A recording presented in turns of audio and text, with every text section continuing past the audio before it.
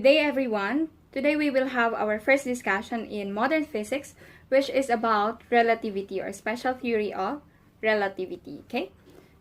So, you have to be ready dahil medyo mahirap tong concept na to, but I think you will be able to understand it. Okay, so let us discuss about theory of relativity or special relativity in modern physics. Isaac Newton has discovered a lot about physics, and he even discovered calculus for him to be able to describe motion.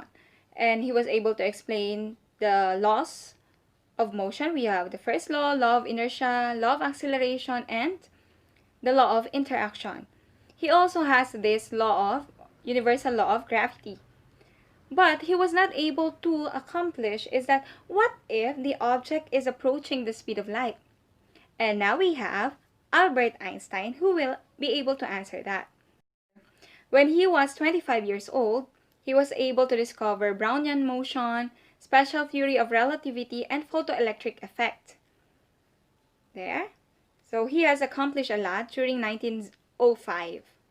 Now we are going to discuss about special theory of relativity. Albert Einstein has these two postulates. Okay, we have postulate number one, wherein he has mentioned that the laws of physics are the same in all inertial frame of reference. Ano ba yung tinatawag nating inertial frame of reference? Okay, now let's talk about inertial frame of reference. Ano nga ba yung inertial frame of reference? We have, in inertial frame of reference, Newton's first law of motion holds. Any frame of reference that moves at a constant velocity relative to an inertial frame of reference is also considered to be an inertial frame of reference. Pero ano nga bang inertial frame of reference? All inertial frames of reference are also considered to be equally valid. So kahit lumipat ka daw ng frame of reference, your observations in those references or frames of references are the same or are valid. Then also, no universal frame of reference can be used everywhere. Wala tayong universal frame of reference. Tandaan nyo yun ha, walang ganon. Ano nga ba ang relativity? Okay, let's say for example, you're in a busy street. Tapos biglang nagka-traffic. So, you're at rest, and then other cars, other tricycles, or jeepney, they are also at rest. Nakahinto. Then biglang, may nag-move forward sa side mo. But you thought na umatras kayo. Have you experienced that? So that is actually relativity. Because of the movement of a car beside you, akala mo gumalaw ka rin. So that is one concept of relativity. Kala mo umatras ka dahil nag-move forward siya. Okay? Again, any frames of reference is valid. So ikaw, nandun ka sa car mo or sa tricycle, your observation is also valid. Pero yung sasakyan sa kabila mo, ang tingin naman niya, na nag-move siya. Or pwede ka rin nakita niya na umatras ikaw. So that is relativity. Example is electromagnetism. So if the bar magnet moves dun sa coils of wire, based on electromagnetism, it will produce current. So in relativity, pwedeng yung bar magnet ang gumagalaw or pwede rin yung coils of wire ang gagalaw. But they will both produce electrical current. So that is another relativity. Kahit saan dun yung gumagalaw, like your bar magnet o yung isa yung coils of wire, they will both produce current. That is another relativity concept. Okay? Example, you're on Earth. Diba? It's rotating. Pero you don't feel that it's rotating. You think that you are at rest.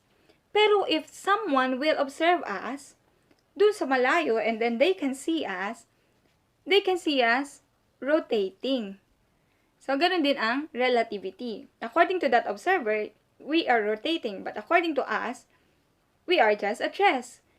Kasi nakikita natin yung mga inertial frame of reference natin that we are not moving. So, that is another example of relativity. Okay? Got it now? Again, in postulate number one, the laws of physics are the same in all inertial frames of reference. So, lahat doon nag-a-apply ang physics. For example, we have here, the train is moving. It's moving to your left. Okay, it's moving to the left.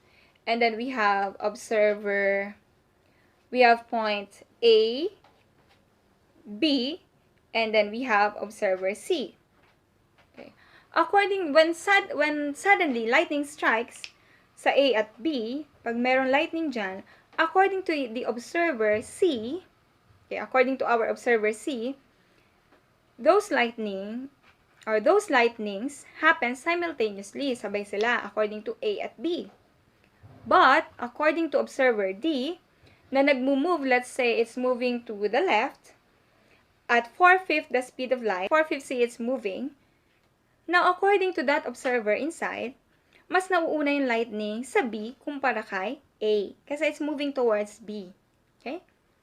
But according to postulate number 1, wala tayong universal inertial frames of reference. That's why both their observations are correct. For C, simultaneous yung lightning, but for D, it's not. B came first, but for D, it's not. B came first before A. That is relativity of simultaneity. Okay? So it may not be simultaneous for one observer, but it might be simultaneous for another observer. But they are both correct. Okay, later I will explain in the Michelson-Morley experiment that they were able to discover that speeds of light is actually the same. Dati kasi may tinatawag silang ether, na dun daw nagmo-move yung light together with an ether.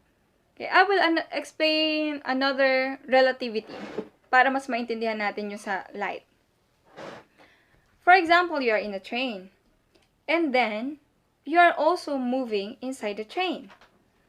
If I am at a station, I'm stationary at the station, and then nakikita ko yung train na nagmo-move, and then nakikita rin kita nagmo-move, the velocity, your velocity based on my frame of reference, halimbawa ako yung frame of reference, ang velocity mo would be the velocity of the train, then i-add ko yung velocity mo sa paglalakad.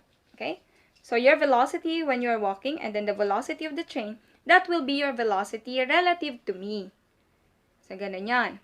But of course, relative to an observer, inside the train, kasi he or she is also moving together with the train, relative naman sa kanya, ang velocity mo lang is yung velocity mo ng paglalakad. Okay? So, take note of that. If the observer is outside the train, who is at rest, and then the train is moving, and then you are also moving inside the train, your velocity would be the velocity of the train plus your velocity when you are walking. But, inside the train, the observer will tell us that your velocity ay yung velocity mo lang ng paglalakad. Okay? If the train is moving at a constant velocity, it's also considered to be an inertial frame of reference. Kaya, my observation is correct. The observation ng observer na nasa loob ng train, it's also correct. Okay? So that is also relativity, and we will relate that to the speed of light in the Michelson-Morley experiment. Water waves are disturbances in water. Sound waves are disturbances in particles of air, water, or some solid. That's why you cannot hear your fellow astronauts scream in space. But what about light? What is its medium? Maybe it's air. But then light from the sun and distant stars reaches us, and it has to travel through the nothingness of space. Perhaps the space is not empty and is filled with some mysterious material which is present everywhere, even on Earth. And this is the medium for light. Let's call it something. How about ether? But ether is just our imagination until we can prove its existence. Let's try to prove it. We'll need to set up something like this. For this we'll need a light source, two fully reflective mirrors, a half reflective mirror. A half reflective mirror only reflects half of the light, the other half passes straight through it. We'll also need a detector which will detect the amount of light incident on it. The light source is placed at the bottom center of our setup. The half reflective mirror is placed at the center at a 45 degrees angle to the direction of light emitted from the source. The two reflective mirrors are placed at the right and at the top of our setup, making a 90-degree angle at the center. The mirrors are placed at exactly the same distance from the center. Let's emit a beam of light from the source. It will hit the half reflective mirror, which is placed at 45 degrees angle at the center of our setup. Half of the light passes through this mirror and the other half gets reflected. The two mirrors, which are precisely at the same distance from the center mirror, reflect back the light towards the center again. Here they combine as they head to the detector. Now, the point to note is, as the mirrors are placed exactly at the same distance, the light reflected from them will reach back at the exact same instant of time and both the waves will get added together. Let's backtrack a little and see how waves get added. The higher point in the waves are called peaks and the lowermost points the troughs. Let's say we have two similar waves which are in phase, which mean the peaks of one wave align with the peaks of the other wave, and similarly for the troughs. When we add these two waves, the peaks get added together and so do the troughs, giving us a wave with higher peaks and lower troughs. This is called constructive interference and will enhance the final intensity of the resulting wave. But if the two waves are out of phase, the peaks of one align with the troughs of the other, and this results in the peaks cancelling the troughs. If they exactly cancel each other, the wave is destroyed and the intensity would be zero. Anything in between, we are going to see an interference pattern whose intensity would be between the in-phase addition and the out-of-phase addition. Now let's go back to our experiment. Let's assume the direction of the ether is horizontally to the left. The horizontal wave will get a boost while going towards the mirror due to the ether flow in the same direction, but will face a resistance while coming back traveling against the ether. Overall, it will take longer than the vertical wave, which faces no resistance but will get deflected towards the direction of the ether. To be precise, this is the time taken for the horizontal wave. And this is the time taken for the vertical wave, where v is the speed of ether relative to the earth. So the horizontal wave takes longer by this amount. So they would combine at slightly different times, which would result in two waves not being in phase. This would cause an interference pattern to be observed at the detector. If we keep rotating our setup, there would be a time when ether direction is horizontal and we should see the interference pattern. So we expect the detector to show varying intensities as we rotate our setup, but this does not happen. We can make two conclusions from this.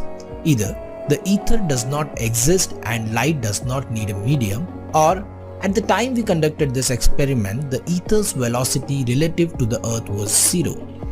But the earth is not still and it keeps moving. Let's wait for 6 months so that we can be sure the earth's velocity direction has changed and conduct this experiment again. So even after 6 months, the experiment does not show any interference pattern. The only conclusion we can make out of this is that ether does not exist and light does not need a medium. Through air, light waves. There are only a handful of experiments in physics that completely transformed physics. At many people's top of the list would have to be the Michelson-Morley experiment. In the 19th century, physicists thought that since sound waves travel through air, light waves must travel through some sort of medium as well. They called this theoretical medium ether. The famous luminiferous ether. This magical medium that was hypothesized to be what light required to move through the vacuum of space, just the way sound requires air to move from one place to another. How else could waves of light move through the vacuum of space unless there was some medium there, some hypothetical medium? Let's call it the ether. Ether, they theorized, is an invisible nothingness that permeates the universe. Its only physical property is that it allows light to propagate through it. But once precise measurements of the speed of light became possible, testing the predicted effects of ether on the speed of light became possible as well. The Earth orbits the Sun at about 66,500 miles per hour. If light travels through ether, they reasoned, then as the Earth moves through the ether, the speed of light should be different going with the ether than perpendicular to it. In an attempt to show the effects of ether on the speed of light, Albert Michelson and Edward Morley conducted an experiment in 1887 at what is now Case Western Reserve University.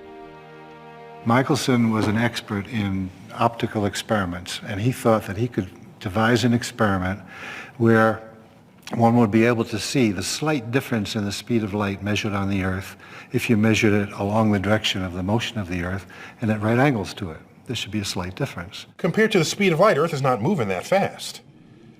So if you're going to check the difference in the speed of light measured with the movement of the Earth compared with transverse to it, you need a level of precision that no one had before. The Michelson interferometer was just such an apparatus. Okay, what you see now is the Michelson interferometer. So where light beam is produced, and then meron tayo, it was divided into half.